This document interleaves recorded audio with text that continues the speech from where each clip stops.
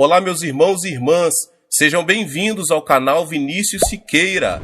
E se você ainda não é inscrito aqui no canal, se inscreva aqui no canal e não esqueça de ativar o sininho das notificações. Todos os dias são postados vídeos abençoados aqui no canal, para te abençoar. Vamos a mais uma palavra do Senhor. Para orarmos, precisamos aprender, em primeiro lugar, a pedir de forma correta. Embora seja verdade que Deus sabe de tudo, não podemos ter a atitude de que não é necessário pedir, porque Ele já sabe de tudo que precisamos. Algumas pessoas pensam que não precisamos pedir por causa do versículo de Mateus. Não vos assemelheis, pois a eles, porque Deus, o vosso Pai, sabe o de que tendes necessidade, antes que lhe o peçais. Mateus 6:8. Mas para entendermos corretamente esse verso, precisamos examinar seu contexto bíblico. Além disso, Jesus havia dito: e orando, não useis de vãs repetições, como os gentios, porque presumem que pelo seu muito falar serão ouvidos. Mateus 6:7. Mas aqui, Jesus estava referindo-se à prática de se repetir as orações ritualisticamente. Ele não estava querendo dizer que não se pode pedir. Eu vou lhes explicar mais adiante. Pelo contrário, sua intenção era ensinar-nos a dirigir ao Pai todas as petições que procedem de nossa oração. Dirigir petições a Deus é um aspecto básico da oração. Deus é o nosso Pai, e como Pai, Ele tem prazer em dar bênçãos aos seus filhos. Um filho, dentro de sua família, tem certos direitos. Jesus Cristo, o Filho de Deus, nos assegura: naquele dia, nada me perguntareis. Em verdade vos digo, se pedirdes alguma coisa ao Pai, Ele vô-la concederá em meu nome.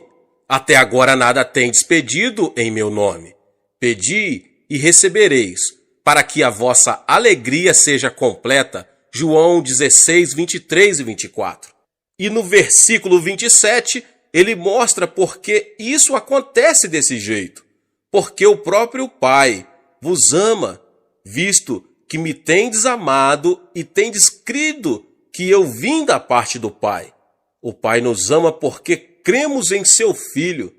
Portanto, somos participantes da herança do Filho unigênito de Deus. Deus é muito bondoso, meus irmãos e irmãs. Ele quer dar-nos todas as boas coisas, desde que lá peçamos.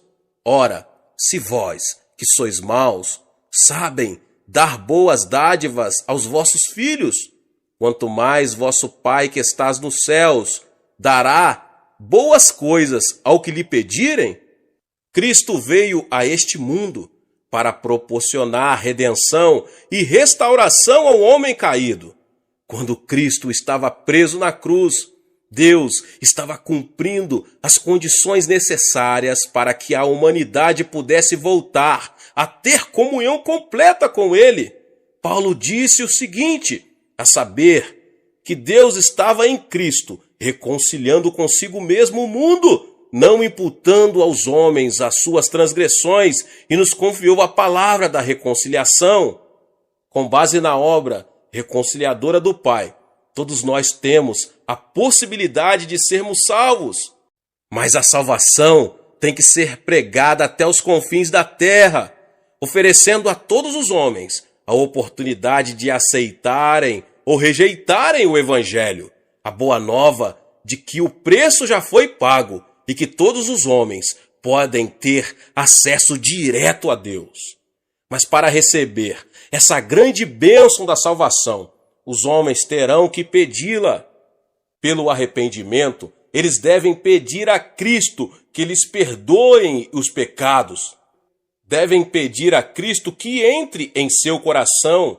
Embora o dom da salvação esteja à disposição de todos, só podemos apropriarmos dele pedindo. E não é somente a regeneração que obtemos pela petição. Também a plenitude do Espírito Santo está à nossa disposição, bastando simplesmente que peçamos. Quanto mais o Pai Celestial dará o Espírito Santo àqueles que lhe pedirem, Lucas 11:13. Mas não só o dom da salvação, mas também a plenitude do Espírito Santo e todas as demais bênçãos estão à nossa disposição e podemos obtê-las pela petição em oração. Tiago afirma que Deus não negará a sabedoria a ninguém, mas a dará liberalmente, desde que a peçamos com fé. Podemos obter os dons do Espírito Santo, bastando para isto que os peçamos. Cura, libertação, prosperidade e bênçãos são coisas que todos podemos pedir a Deus. Temos o direito também de orar a Deus por um avivamento. Pedir ao Senhor chuva no tempo das chuvas serôdias, ao Senhor, que faz as nuvens de chuva, dá aos homens aguaceiro. Zacarias 10:1. A bênção de Deus pode ser nossa, basta que a peçamos. Podemos receber as bênçãos de Deus, que em Zacarias são tipificadas como chuvas, porque Deus ordenou que as peçamos. Está bem claro que Deus está desejoso de abençoar seus filhos. Contudo, temos que fazer a nossa parte, que é pedir de forma correta. Agora, meus irmãos e irmãs, como funciona essa questão de pedir? Como podemos obter a resposta de nossas petições? Há, contudo, 4 passos. O primeiro passo, temos que pedir com fé. O simples fato de pedir alguma coisa a Deus não é garantia de uma resposta positiva. E tudo quanto pedirdes em oração, crendo, recebereis. Mateus 21:22. O segundo passo, temos que manter um relacionamento com Cristo. Se permanecerdes em mim e as minhas palavras permanecerem em vós, pedireis o que quiseres e vos será feito. João 15:7. Quando permanecemos em oração, desenvolvemos-nos espiritualmente, de modo que os desejos dele passam a ser os nossos. O terceiro passo, temos que ter a motivação correta. Pedis e não recebeis, porque pedis mal, para esbanjardes em vossos prazeres. Tiago 4:3. Sabemos que é desejo de Deus dar-nos boas coisas. Contudo, muito de nossos pedidos são inspirados por puro egoísmo. Deus quer que nossas petições tenham a finalidade de glorificá-lo. O quarto passo é, temos que pedir segundo a vontade de Deus. Será que isso quer dizer que teremos de procurar saber primeiro, antes de orar, se Deus quer que sejamos curados? Não. E é por isso que é tão importante conhecermos as Escrituras. A Bíblia nos diz qual é a vontade de Deus. Mas quando oramos, pedindo algo que Deus já nos prometeu, temos certeza de que oramos segundo a sua vontade. E esta é a confiança que temos para com Ele, que se pedirmos alguma coisa segundo a sua vontade, Ele nos ouve. E se sabemos que Ele nos ouve quanto ao que lhe pedimos, estamos certos de que obtemos os pedidos que lhe temos feito. 1 João 5, 14 e 15. Agora, meus irmãos e irmãs, como Deus responde às nossas petições? Deus responde às nossas petições segundo sua maneira própria de ser. Ele não se limita a nos dar exatamente aquilo de que precisamos. Ele nos dá em abundância. E o meu Deus, segundo a sua riqueza em glória, há de suprir em Cristo Jesus cada uma das vossas necessidades. Filipenses 4,19. Os recursos de Deus são ilimitados. Deste modo, Ele supre todas as nossas necessidades. Mas Deus não tem falta de bênçãos. Ele possui um depósito completamente cheio, meus irmãos e irmãs. Só precisamos saber como abrir esse depósito, aprendendo a pedir. Aprendi esses princípios bem no início de meu ministério. Estudei as Escrituras e descobri que Deus é bom. Iniciei meu ministério na região mais pobre da Coreia, numa época de séria depressão econômica em nosso país, logo após a Guerra da Coreia. Aprendi a jejuar, não porque fosse espiritual, mas porque não tinha nada para comer. E através da oração e da leitura da palavra de Deus, entendi que Deus não era o Deus apenas da Europa e dos Estados Unidos. Ele é o Deus de quem quiser aprender a confiar nele. Há uma experiência que já contei muitas outras vezes, mas sempre há alguém que nunca ouviu. Se você não ouviu, ouça agora mesmo. Ela ilustra perfeitamente como podemos obter respostas de oração das mãos de nosso Pai Celestial. Quando iniciei meu ministério, ainda era solteiro e morava num pequeno cômodo. No inverno, eu me protegia do frio, enrolando-me com cobertores, pois não tinha nenhum outro meio de aquecimento. Comecei a pregar a mensagem da abundância de Deus, conforme havia nas Escrituras, e assim me vi num dilema. Se Deus era tão bom, se possuímos tantos e tão vastos recursos, por que eu era tão pobre? É uma pergunta que muitas pessoas estão fazendo, principalmente no país em desenvolvimento. Um dia, percebi que precisava de 3 coisas. Como não tinha um veículo para visitar os membros de minha igreja, precisava de uma bicicleta. Precisava também de uma escrivaninha, pois não tinha onde colocar a Bíblia. E resolvi pedir a Deus uma cadeira também, pois precisava dela para a mesa. Hoje, essas 3 coisas podem parecer insignificantes, mas há mais ou menos 25 anos eram coisas raras em nossa região. Contudo, com toda a confiança, pedi a meu Pai Celeste essas 3 coisas, uma cadeira, uma mesa e uma bicicleta. E apresentei essa mesma oração a Deus durante vários meses, achando que se repetisse continuamente, por fim, Ele me ouviria e me atenderia. Mas 6 meses depois, fiquei meio desanimado e fiz uma oração desalentado. Senhor, sei que o tempo não significa nada para ti, e eu preciso muito dessas coisas agora. Talvez o Senhor esteja pensando em demorar mais para atender a minha petição, mas se demorar muito, eu morro e não preciso mais delas. Então, ouvi uma voz suave e tranquila me falando no íntimo. Filho, escutei sua petição desde a primeira vez em que fez, há 6 meses. Então por que não me atendeu? Indaguei. Você me pediu uma bicicleta, não foi? Continuou Deus. Mas existem muitos tipos de bicicletas. Qual delas você quer? Existem também muitos tipos de mesa, feitas de diversos tipos de madeira. Que tipo de mesa você quer?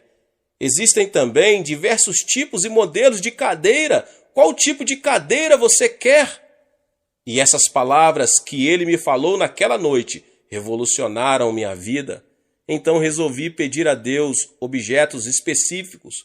Uma bicicleta da fabricação americana, que naquela época havia 3 tipos de bicicleta, mas a americana era a de melhor qualidade. Pedi uma escrivaninha de mogno das Filipinas e, por último, pedi uma cadeira. Mas não era uma cadeira qualquer. Queria uma cadeira com rodinhas nos pés, para que pudéssemos girá-la à vontade, como um daqueles grandes empresários. 2 semanas depois, ganhei uma bicicleta americana um pouco usada e fora do filho de um missionário. Depois ganhei a escrivaninha de mogno das Filipinas e a cadeira para fazer jogo com ela. É claro que era uma cadeira giratória. A parte mais interessante dessa experiência ocorreu antes de eu receber estas coisas. Um domingo eu estava pregando sobre Romanos 4,17, como está escrito: por pai de muitas nações te constituí perante aquele no qual creu, o Deus que vivifica os mortos e chama à existência as coisas que não existem. No meio do sermão, eu me ouvi dizer com grande convicção: eu ganhei uma bicicleta, uma escrivaninha e uma cadeira. E em seguida pus-me a descrever cada um desses objetos. Depois do culto, 3 rapazes que hoje estão no ministério me procuraram e perguntaram: pastor, será que poderíamos ver esses 3 grandes presentes que Deus lhe deu? Era bastante compreensível que eles estivessem curiosos, pois essas coisas eram muito incomuns naquela região. A caminho de casa comecei a me preocupar com o que ia dizer aqueles jovens quando vissem meu cômodo vazio. Assim que abri a porta, vi-os correr os olhos pelo aposento desprovido, procurando minha bicicleta, a cadeira e a mesa. Afinal, um deles disse: pastor, onde estão? Indagou com expressão de espanto. Bem aqui, repliquei, apontando para o meu estômago. Deixe-me explicar fazendo uma pergunta. Continuei calmamente, admirado com minha resposta. Onde você estava antes de nascer? No ventre de minha mãe, respondeu um deles afinal. Certo, exclamei. E você já existia antes de nascer? Indaguei, vendo que um brilho começava a surgir no rosto deles. Já, claro que já existíamos no ventre de nossa mãe. Mas ninguém podia ver vocês, sorri. E eles disse qual era a minha condição naquele momento. Estou grávido também. Estou esperando uma cadeira, uma mesa e uma bicicleta de fabricação americana. Concluí todo orgulhoso, vendo a expressão de surpresa que havia no semblante deles, transformando-se em riso. Ora, pastor, então o senhor está grávido, disseram rindo. Tentei pedir silêncio a eles e que não contassem nada para ninguém, mas uma notícia como essa, um homem grávido, era difícil de manter em segredo. Então se espalhou pelo bairro a notícia de que o pastor da igreja local estava grávido. E quando eu passava, as mulheres olhavam para mim e riam. As criancinhas vinham colocar a mão em meu estômago para ver se sentiam ali a bicicleta. Mas depois, quando Deus me deu esses objetos, então foi minha vez de rir.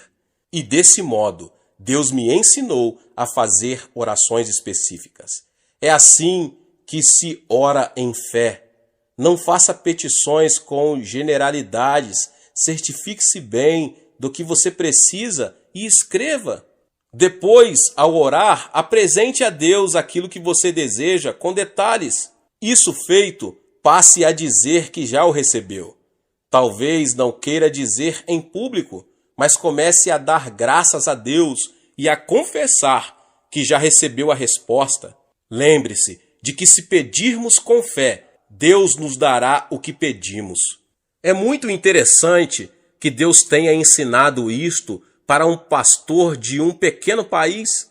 Parece que geralmente só os pastores de países do Ocidente falam sobre a abundância das bênçãos de Deus ao atender suas necessidades, mas eu posso testemunhar de que Ele pode fazer o mesmo por qualquer homem ou mulher que lhe o pedir segundo a sua santa palavra. Muitas vezes deixamos que as condições sociais ou econômicas em que vivemos venham a ditar o nível de nossa fé. É por isso que devemos pedir a Deus que amplie nossa visão e nossos sonhos, já que estes são a linguagem do Espírito Santo. Tendo uma visão mais ampla, poderemos obter maiores bênçãos de Deus. Certa vez, Winston Churchill disse que os grandes homens procedem de grandes países, vivem em épocas de grandes realizações e desempenham grandes tarefas. Em geral, é assim que acontece. Contudo, meus irmãos e irmãs, Jesus Cristo, o Filho de Deus, veio de um país fraco e pequeno, Israel. e na época em que ele viveu, sua terra estava sob o domínio do Império Romano. Embora ele tenha realizado a maior de todas as tarefas, certamente não viveu numa época de grandes realizações para o povo de Israel. E, no entanto, ele constituiu o ponto central de toda a história. Não importa quem você é, você pode causar um grande impacto. Sua vida pode mudar seu país ou o mundo se você souber fazer a oração de petição. Deus deseja dar-nos muito mais do que imaginamos. Peça a Deus o dom que lhe possibilitará ter o maior impacto na situação em que você se encontra. Não se contente com uma situação comum. Sou de uma família pobre e de um país pobre e vivia em circunstâncias adversas. Apesar disso, nunca tive de abrir caminho à força para chegar diante dos grandes deste mundo. O dom da graça que Deus me concedeu tem me colocado diante de reis, rainhas, presidentes e de muitos mais notáveis líderes mundiais. Se Deus fez isso por mim, pode fazer por você também. Mesmo que você, que agora ouve essa mensagem, vive num país pobre da América Latina, sua vida pode deixar uma marca profunda nesse país e no mundo. Onde quer que você esteja agora, Deus pode e quer usá-lo para ajudar a atear o fogo do avivamento que irá varrer a África, a Ásia, a Europa, a América. Peça e você receberá, mas peça com fé, em o nome de Jesus. Deus disse a Moisés o seguinte: de lá buscarás ao Senhor teu Deus, e o acharás, quando o buscares de todo o teu coração e de toda a tua alma. Deuteronômio 4:29. O homem foi criado com o impulso de buscar comunhão com Deus. Existe nele um vazio que não pode ser preenchido com nada, a não ser uma genuína comunhão com Deus.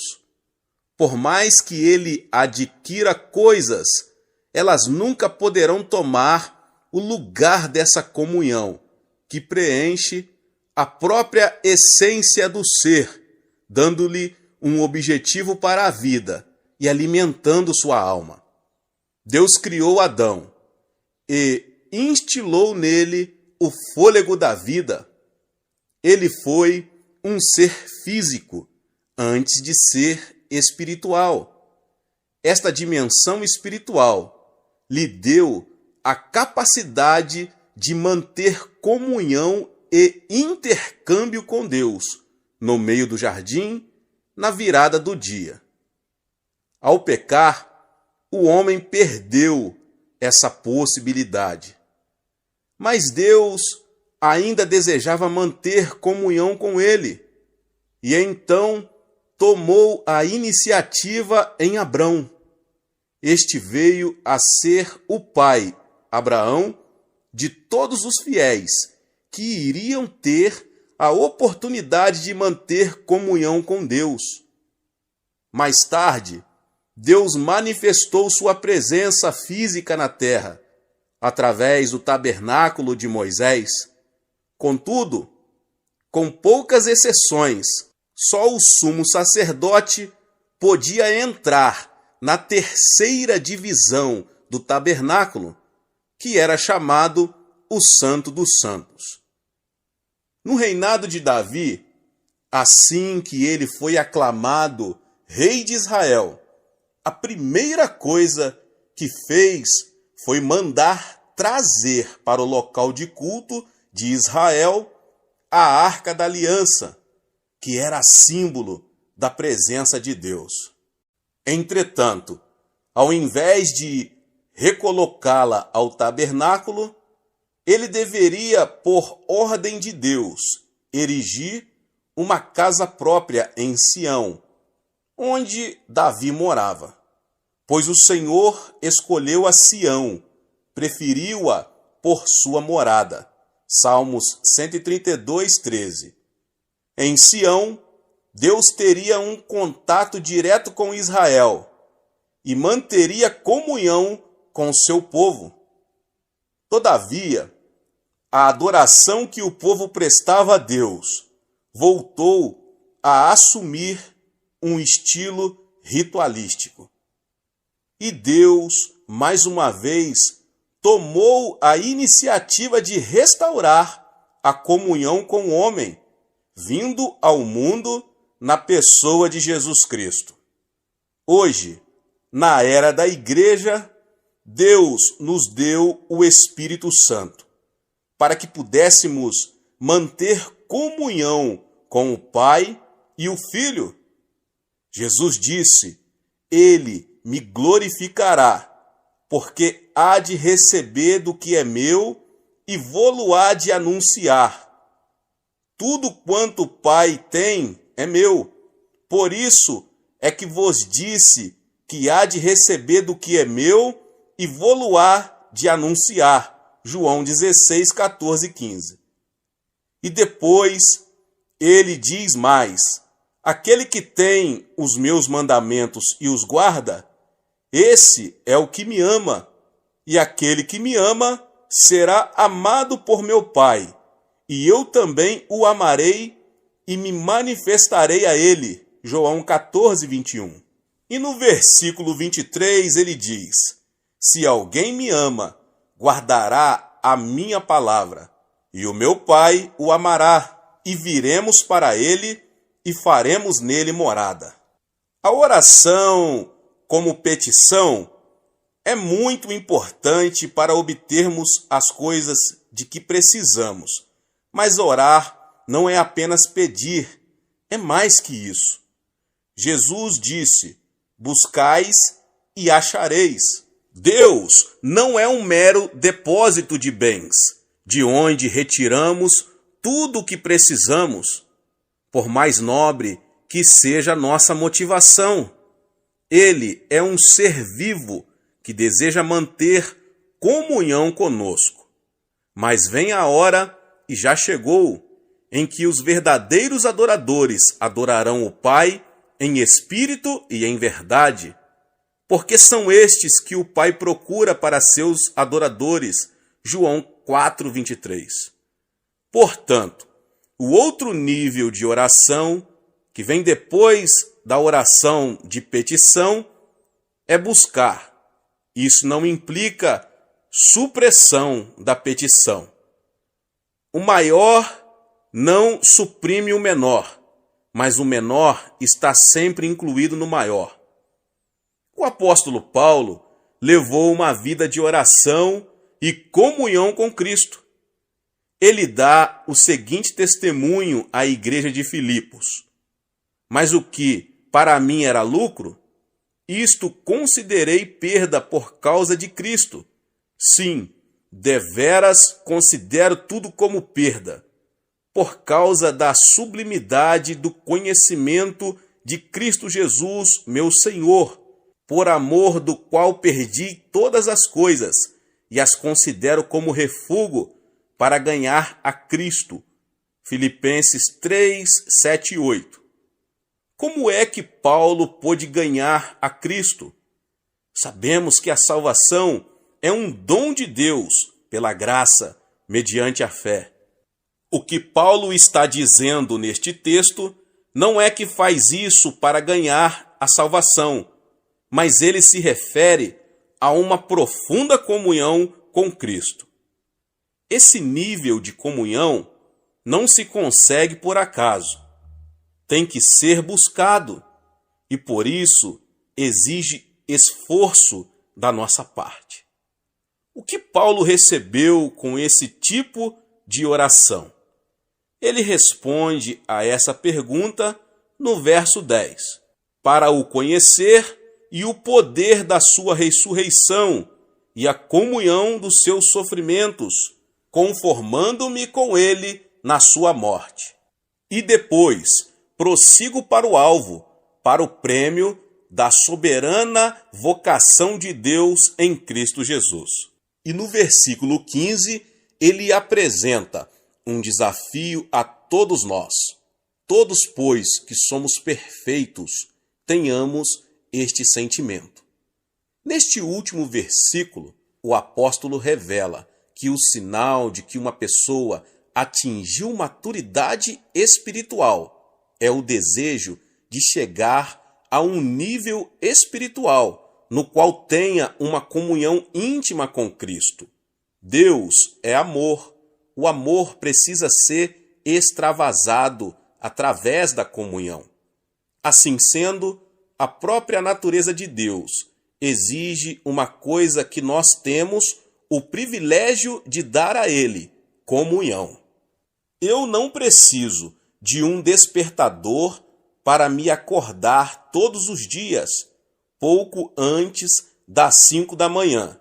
Apenas escuto uma batida à porta do meu coração, e isso automaticamente me desperta. Aí eu ouço o Senhor dizer: Xô, está na nossa hora, quero ter comunhão com você.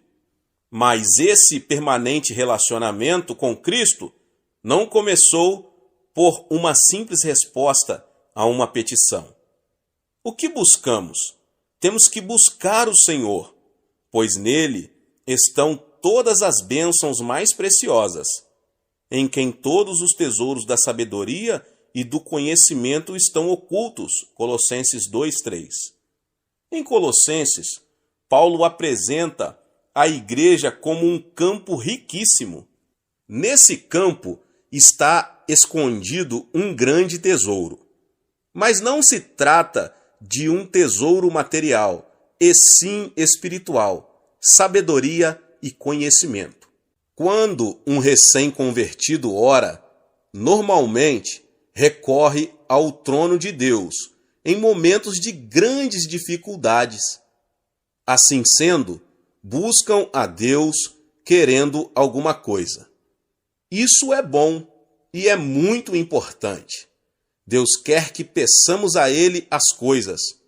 Contudo, algumas pessoas veem a Cristo apenas como se Ele fosse um armazém, aonde vão com uma lista de compras para obter bênçãos de que precisam.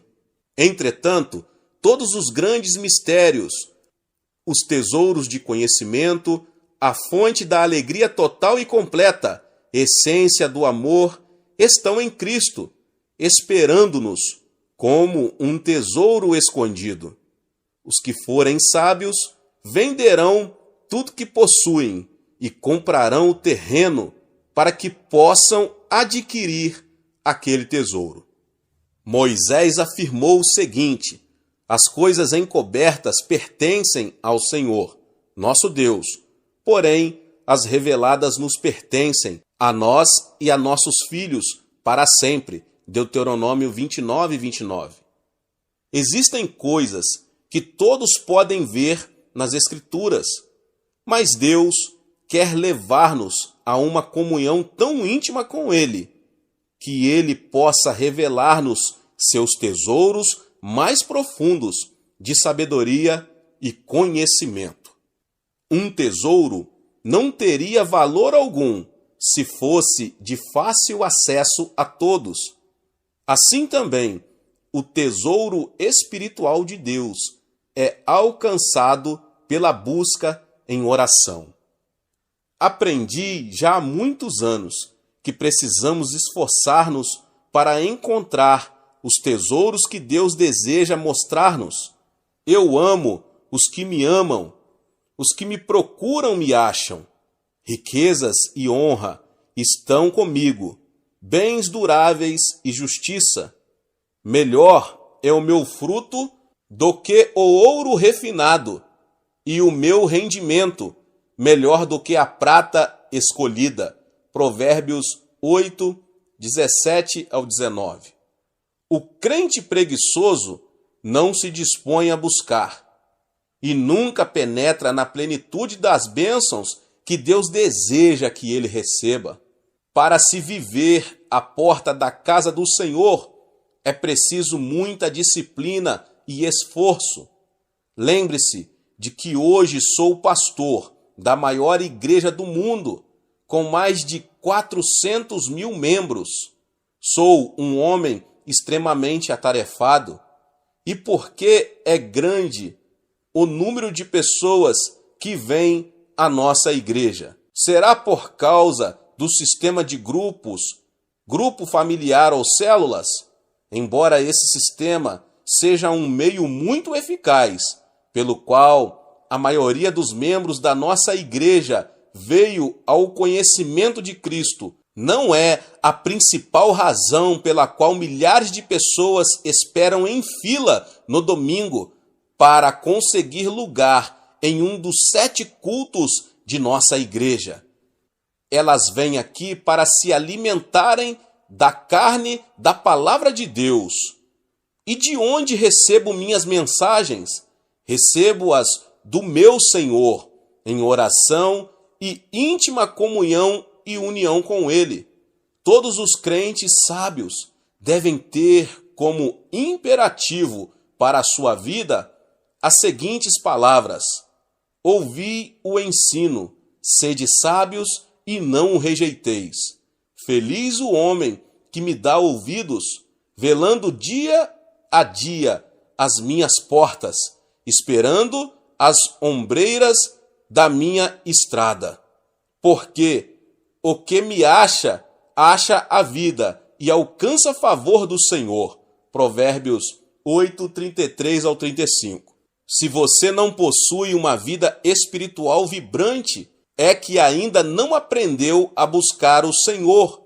Se ao estudar a palavra de Deus, não recebe novas revelações da realidade espiritual, então é possível que ainda não tenha entrado na segunda fase da oração: buscai e achareis.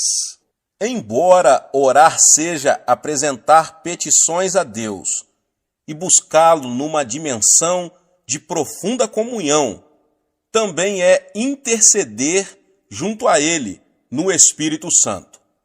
Então, a oração de intercessão é o terceiro nível de oração, no qual participamos da compaixão de Cristo por uma pessoa, uma circunstância, uma necessidade em alguma parte do mundo. A intercessão é o tipo de oração pelo qual podemos tornar-nos participantes dos sofrimentos de Cristo. Quando oro no Espírito Santo, sei que algumas dessas orações têm como objetivo pessoas e circunstâncias de outras partes do mundo. Posso não conhecer com exatidão os detalhes do problema, mas Ele conhece e me usa para orar até o fim, até eu ficar sabendo que Deus já atendeu a petição. Um amigo missionário narrou-me um fato miraculoso que mostra a importância da intercessão. Um grupo de missionários estava viajando num deserto da África. A certa altura, sobreveio-lhes um forte vendaval que os obrigou a mudar a rota. 2 dias depois, seu suprimento de água acabou. Ficaram a vaguear pelo deserto, sofrendo desidratação. De repente, deram com um poço de água e foram salvos. Mais tarde, voltando a esse lugar onde tinham sido salvos, constataram que o poço não existia. Na ocasião em que estavam passando por aquela necessidade, alguém estivera intercedendo em oração e Deus fizera um milagre. Em 1965, conheci uma senhora que me relatou sua experiência de intercessão em favor de nossa igreja. Após fundar minha primeira igreja, que ficava numa localidade afastada de Seul, comecei um trabalho pioneiro para a organização de uma igreja no centro da capital. 20 anos antes de eu começar essa igreja em Seul, aquela senhora tinha tido 3 visões dela. Após cada uma das visões, ela intercedeu por nós no Espírito. Na ocasião em que ela orava, 1944, o país ainda estava debaixo da ocupação japonesa e não havia ainda qualquer plano acerca da igreja. Mas o Espírito Santo sabia que essa igreja, que se chamava de Igreja de Sudaemon, por causa do local onde se situava, iria tornar-se a igreja central do Evangelho pleno. Deus usou aquela senhora fiel numa oração de intercessão para levar o Espírito Santo a pairar sobre essa área muitos anos antes que a visão viesse a se concretizar. E quando o Espírito paira sobre uma região, ele tem consigo toda a dinâmica da vida, assim como uma semente, no plano material, tem consigo a vida e dá origem a ela. Esse ponto é muito importante, e por isso que desejo estender-me um pouco mais nele. Na concepção de uma criança, o óvulo da mãe e o espermatozoide do homem já trazem consigo um complexo código, que é, na verdade, uma estrutura básica do que aquele indivíduo será no futuro, determinado por esse código genético. Quando o Espírito Santo produz vida, grande parte da dinâmica dessa vida é determinada pela vontade de Deus e implementada pelo Espírito Santo. Em 1944, ninguém imaginava que no futuro Deus ergueria no centro de Seul uma igreja que seria o meio pelo qual toda a nação coreana iria receber o Evangelho. Mas o Espírito Santo sabia, pois conhece a mente de Deus. Por isso, ele despertou uma fiel intercessora que iria orar no Espírito 20 anos antes de tornar-se evidente a realidade pela qual intercedia. Essa senhora viu a igreja, viu que ela seria a maior igreja do mundo. Ela teve a mesma experiência de Simeão e Ana, em Lucas, no capítulo 2. Eles reconheceram que a criança que se achava diante deles naquele momento e que tinha apenas 8 dias de nascida, seria o Messias de Israel. Agora, quais são as qualidades de um intercessor? Simeão constitui um exemplo perfeito das qualidades que o intercessor deve possuir. Em primeiro lugar, ele era um homem de oração. A pessoa que quiser entrar no ministério de intercessão tem que ser dedicada à oração. Em segundo lugar, ele era paciente. A Bíblia diz que Simeão aguardava a consolação de Israel, enquanto a maioria das pessoas aguardava uma solução política. Ele sabia que a solução para o problema do povo de Israel seria espiritual. Assim sendo, poderia esperar muitos anos para ver a resposta de suas orações. Em terceiro lugar, ele era cheio do Espírito Santo.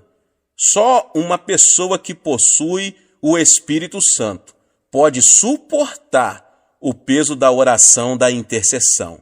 Em quarto lugar, ele confiava. Simeão tinha recebido a revelação de que veria a resposta de suas orações antes de morrer. Então ele passou a ir ao templo todos os dias, fielmente, durante anos e anos, até que chegou finalmente a ocasião em que Cristo foi apresentado ali. Em quinto lugar, ele era um homem de visão. A profecia que ele fez sobre o Cristo menino deixou José e Maria maravilhados. Portanto, ele estava enxergando a realidade de Cristo, mais do que a própria mãe dele e do que o pai adotivo. Antes do nascimento de Cristo, o Espírito Santo tinha levantado 2 intercessores fiéis. Eles passaram muitas horas jejuando e orando sobre a vinda do Messias. E Deus permitiu que vivessem até ver a resposta de suas petições. Desse modo, seu ministério de intercessão foi registrado para sempre nas Escrituras. A oração de intercessão é necessária para o cumprimento da vontade de Deus. Isso não quer dizer que Deus seja capaz de realizar sua vontade sozinho, mas Ele resolveu incluir nossa participação na realização dela. Assim sendo, aqueles que assumem o ministério de intercessão, na verdade, se tornam partes integrantes da realização dos planos e propósitos de Deus. Agora, por que a intercessão é necessária? Antes de analisarmos a necessidade da intercessão, devemos ver o que nós, discípulos de Cristo, somos nessa terra. Nós somos o sal da terra, Mateus 5,13. O sal dá sabor aos alimentos, aos quais é adicionado. Jó disse o seguinte: comer-se-á sem sal o que é insípido? Jó 6,6. A igreja deve ter na terra a mesma função do sal. Nossa presença na terra impede que Deus destrua este mundo pecaminoso, como destruiu Sodoma e Gomorra. Assim, ele coloca sobre nós a responsabilidade do retardamento do juízo final, dando mais tempo aos homens para que aceitem ou rejeitem a Jesus Cristo como Salvador. Da mesma forma, somos embaixadores de Cristo. Assim, somos enviados como representantes oficiais de nosso governo, o Reino de Deus, para apresentar seus interesses em um país estrangeiro. Quando 2 governos estão em guerra, a primeira coisa que fazem é retirar seus embaixadores. Portanto, o fato de permanecermos nesta terra significa que Deus ainda está suportando o pecado do mundo e ainda há tempo para se pregar o Evangelho. Mas o sal também restringe o processo da deterioração. Antes de existirem geladeiras, as pessoas que viajavam também tinham que cobrir de sal a carne que levavam, para que ela não se estragasse. O espírito do anticristo já está em operação na terra desde o 1º século. João escreveu o seguinte: e todo espírito que não confessa a Jesus não procede de Deus. Pelo contrário, este é o espírito do anticristo, a respeito do qual tendes ouvido que vem e presentemente já está no mundo. Filhinhos, vós sois de Deus e tendes vencido os falsos profetas, porque maior é aquele que está em vós do que aquele que está no mundo. 1 João 4, 3 e 4. O espírito do anticristo, que é o espírito do desrespeito às leis, está operando com uma influência cada vez maior no mundo. Eventualmente, esse espírito produzirá o anticristo em pessoa. Por meio da igreja, o Espírito Santo está detendo essas forças contrárias a Deus, até que essa força positiva seja removida da terra. À medida que vamos amadurecendo no cristianismo, começamos a compreender que ser crente não é apenas um privilégio, mas também constitui uma responsabilidade. E sendo a principal barreira que impede a expansão da influência de Satanás no mundo, precisamos entender bem a importância da oração de intercessão. Se não entendermos claramente nossa condição de sal da terra e, por negligência, permitimos que o mal assuma o controle das circunstâncias naturais prevalentes em nosso país, então o sal terá perdido seu sabor. Naquela ocasião, Jesus disse: para nada mais presta, senão para ser lançado e ser pisado pelos homens. Nós fomos chamados por Deus também para sermos um reino de sacerdotes. E como corpo sacerdotal de reis, recebemos a autoridade. A tarefa do sacerdote do Antigo Testamento era interceder pelo seu povo diante do propiciatório. Assim também, em nossas orações de intercessão, exercemos nosso papel de sacerdotes do Novo Testamento, tomando posição na brecha, clamando pelas necessidades do povo de Deus. Deus determinou que seus filhos governem conjuntamente com Cristo. Ele não governa sobre nós, eximindo-nos de responsabilidades, mas ele nos delegou a autoridade para assisti-lo em seu governo na terra.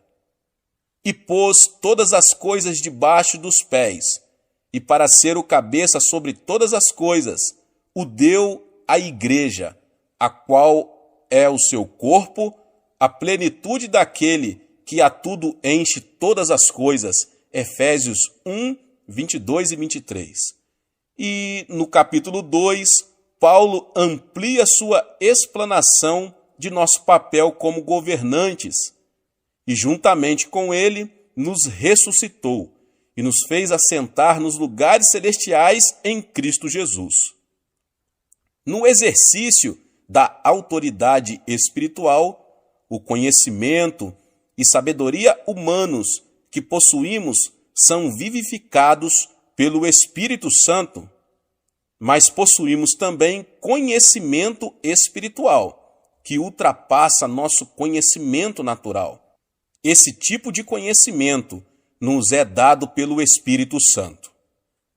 O texto do Antigo Testamento mais citado no Novo é o Salmo 110.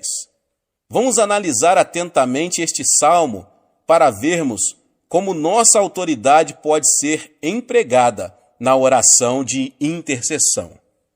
Disse o Senhor ao meu Senhor: assenta-te à minha direita, até que eu ponha os teus inimigos debaixo dos teus pés. O Senhor enviará de Sião o cedro do seu poder, dizendo: domina entre os teus inimigos.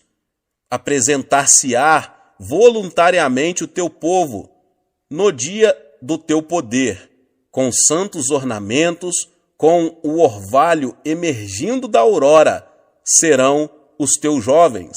O Senhor jurou e não se arrependerá. Tu és sacerdote para sempre, segundo a ordem de Melquisedeque. O Senhor, à tua direita, no dia da sua ira, esmagará os reis. Ele julga entre as nações, enche-as de cadáveres, esmagará cabeças por toda a terra.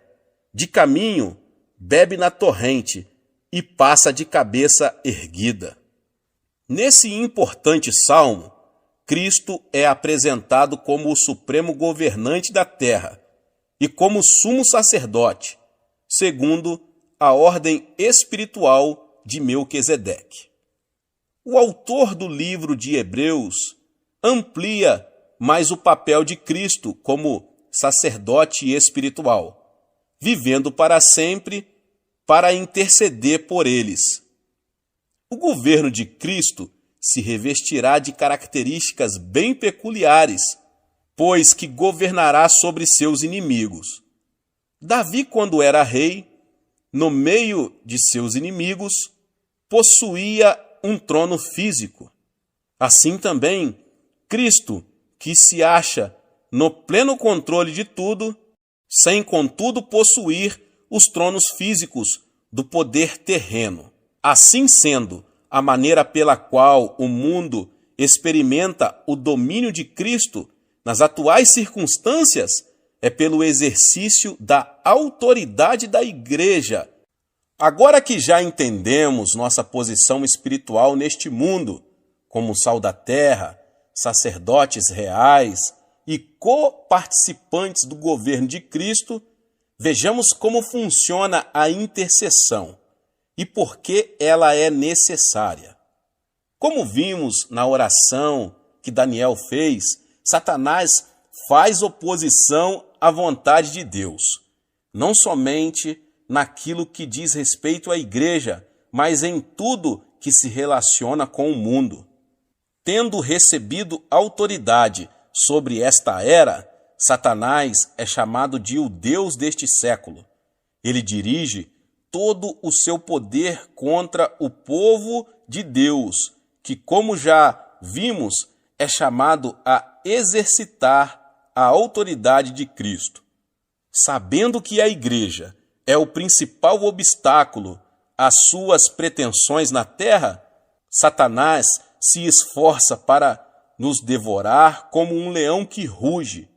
Entretanto, o evangelho tem que ser pregado e as nações têm que chegar ao conhecimento de Cristo. Vemos aí dois interesses conflitantes. E como vemos pelo estudo da história, quando há conflito de interesse entre as nações, surgem as guerras. Pela intercessão, o crente passa a exercer sua função sacerdotal, pela qual ele oferece uma base terrena a Deus, para que promova seus interesses. Esta era tornou-se um campo de batalha entre duas forças oponentes, mas Deus possui um grupo seu em terra estrangeira que pode fazer com que a influência da eternidade penetre nesta era. Dessa forma, este mundo natural pode ser conquistado e passa a estar sob o domínio do reino de Deus. Quando Israel estava guerreando contra seus inimigos, Moisés levantou as mãos, mas na hora em que ele abaixava as mãos, Israel era derrotado. Isso é um símbolo claro da prática da intercessão. Existe um preço na intercessão. Antes de compreendermos o preço da oração intercessória, precisamos entender o sofrimento atual de Cristo. Quando Saulo estava viajando para Damasco, ele viu uma luz fortíssima. Enquanto seus companheiros de viagem ouviam um trovão, ele ouviu claramente uma voz do céu que indagava: Saulo, Saulo, por que me persegues? E a resposta dele foi: Quem és, Senhor? E Cristo respondeu: Eu sou Jesus, a quem tu persegues. Saulo, que mais tarde passou a ser chamado Paulo, nunca pensara que estivera perseguindo a Jesus Cristo. Perseguia apenas a igreja. Contudo, o Senhor não lhe perguntou por que estava perseguindo o seu povo. Perguntou por que Paulo perseguia a ele. Nós somos o corpo de Cristo. Tudo que nós, que somos membros dele, sentimos, ele sendo a cabeça, sente também. As dores que nós sentimos, na realidade, não são percebidas na superfície do corpo, no local afetado, mas no cérebro que fica em nossa cabeça. O cérebro projeta a dor para a parte do corpo que está afetada, para que seja tomada a providência necessária. Assim acontece também com o corpo de Cristo. Ele sente tudo o que sentimos, ele sofre o que sofremos, mas sendo a cabeça, o sofrimento dele é mais intenso. É verdade que as pessoas que podem infligir-nos maior sofrimento são as que estão mais perto de nós. Infelizmente, alguns crentes voltam para o mundo, rejeitando o precioso Senhor que os salvou. Lemos em Hebreus que, de novo, estão crucificando para si mesmos o Filho de Deus e expondo-no à ignomínia. Hebreus 6,6. Portanto, cada vez que um crente se volta para o mundo, Cristo sofre novamente o que passou na cruz. Pela oração de intercessão, o crente participa dos sofrimentos de Cristo com relação a um determinado problema de seu corpo. Certa ocasião, um pregador estava dirigindo uma campanha evangelística em larga escala na África. Um dia, ele acordou no meio da noite em prantos. Começou a orar e viu-se repetindo várias e várias vezes um nome desconhecido. Horas depois, o fardo da intercessão se desfez, depois de ele haver orado muito tempo em meio à grande agonia. Então, ele encerrou sua oração. No dia seguinte, ele viu nos jornais um relato muito estranho. Naquela noite, um povoado, cujos habitantes eram cristãos, tinha sido massacrado. O nome do povoado era o mesmo que ele estivera falando na noite anterior, e pelo qual chorava. Cristo sofrera a dor de seu povo, mas encontrara alguém que estava disposto a participar de seu sofrimento e de interceder no Espírito. Paulo escreveu o seguinte: para o conhecer e o poder da sua ressurreição e a comunhão dos seus sofrimentos. Filipenses 3,10. Nesse versículo, Paulo demonstra que não apenas quer gozar do poder da ressurreição de Cristo, mas também está disposto a ter comunhão com ele em seus sofrimentos. Em nossa igreja, dispusemo-nos a iniciar um ministério de intercessão. Já aprendemos a exercitar a oração da petição e estamos vendo nossas necessidades serem atendidas. Praticamos também a oração devocional, de modo que gozamos de comunhão com nosso maravilhoso Senhor. Mas estamos ainda mais comprometidos com a oração de intercessão, de modo que estamos presenciando um avivamento em nossa terra e o veremos no mundo todo. Não existe nenhum outro lugar da terra onde se saiba que milhares de pessoas estão jejuando e orando continuamente, entre 3 e 10 mil pessoas. Estamos encarando seriamente a batalha que Deus nos mandou travar. Estamos utilizando com toda seriedade as armas espirituais que nos garantirão a vitória. Sabemos perfeitamente qual é o campo de batalha, o coração de todos os homens do mundo, e estamos convencidos de que partilharemos da vitória final com o Rei da Glória. Quais portas adentramos ao fazer orações de intercessão? Além da sua função comum, como meio de entrada numa casa ou prédio, a porta é usada metaforicamente como entrada para uma experiência espiritual ou para uma oportunidade. Por isso, Jesus disse: "Eu sou a porta". Ele é o meio pelo qual o homem pode chegar ao Pai. Paulo empregou essa palavra como uma entrada para uma oportunidade. ele disse: Ora, quando cheguei a Troade para pregar o evangelho de Cristo, e uma porta se me abriu no Senhor, não tive, contudo, tranquilidade no meu espírito. 2 Coríntios 2, 12 e 13. Escrevendo à igreja de Filadélfia, João relata esta revelação de Cristo: Conheço as tuas obras, eis que tenho posto diante de ti uma porta aberta, a qual ninguém pode fechar. Apocalipse 3, 8.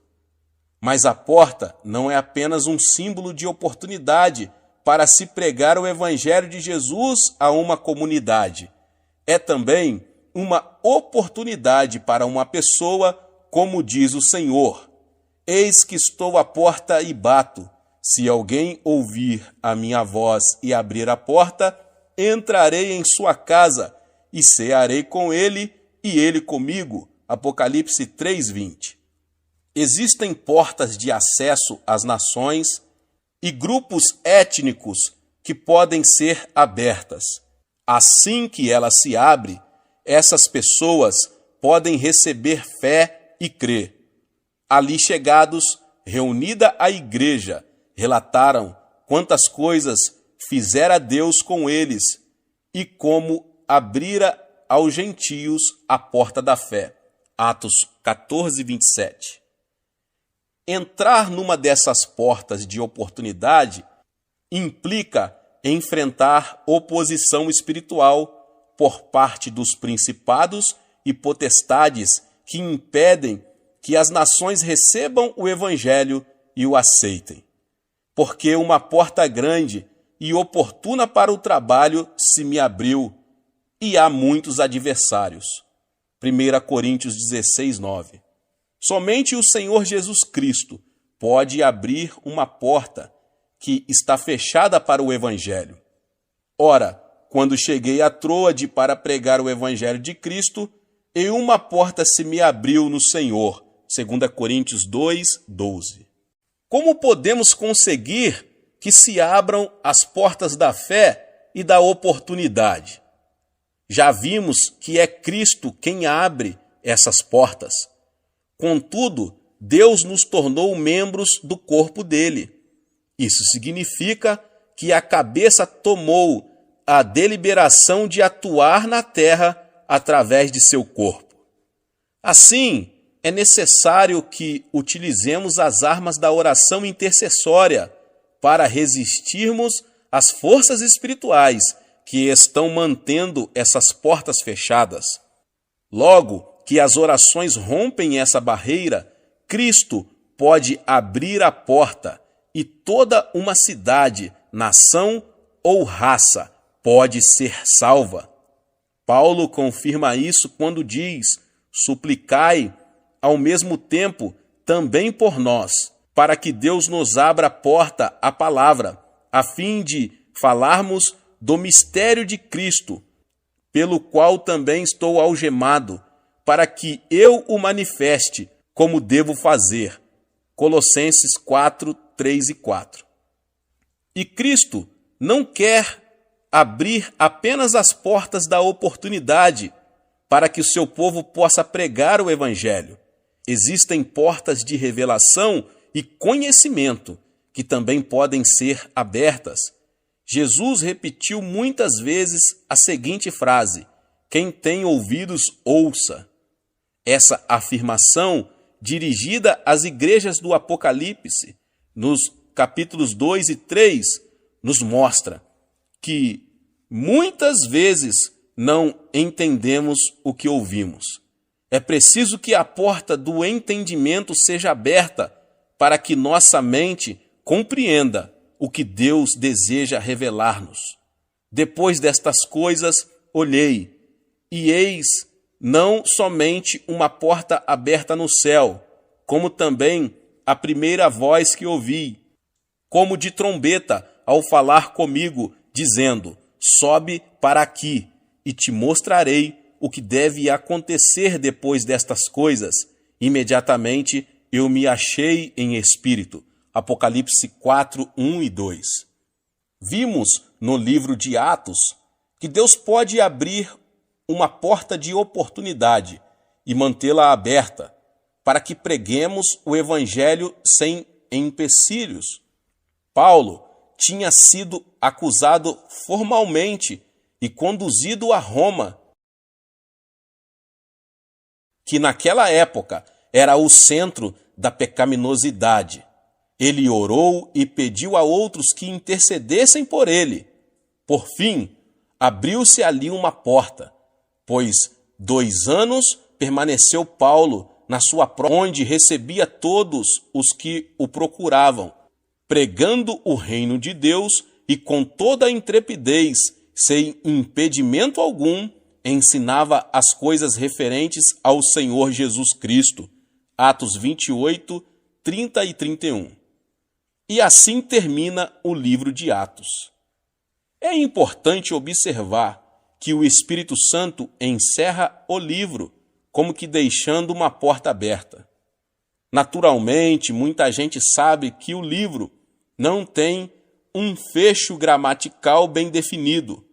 Podemos deduzir isso, já que Lucas, sendo médico, deveria ter um bom domínio do grego, que ele ainda está sendo escrito, pois a igreja ainda está realizando os atos do Espírito Santo.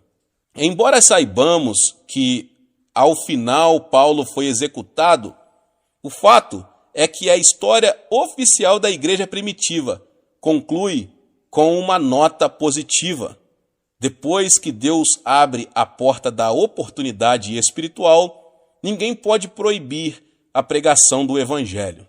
Deus pode, inclusive, bloquear a oposição que emana de nossos próprios irmãos em Cristo.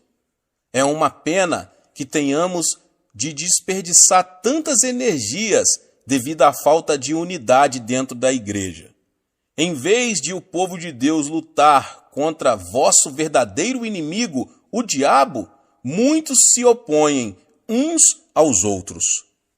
Contudo, pode haver uma porta aberta que atue de forma de bloqueio para a oposição que brota de dentro. Paulo experimentou isso em Atos 28.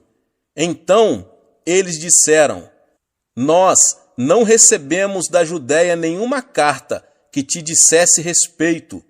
Também não veio qualquer dos irmãos que nos anunciasse ou dissesse de ti mal algum.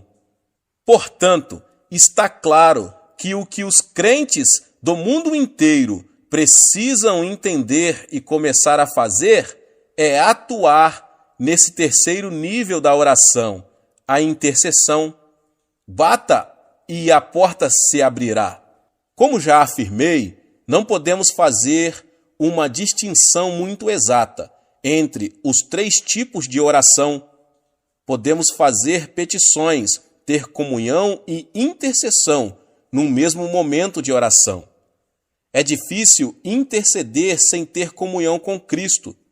Nossas petições serão mais eficazes na comunhão. E a intercessão implica fazer petições e ter comunhão. Contudo, se entendermos mais claramente esses 3 tipos de oração, poderemos orar com maior eficiência.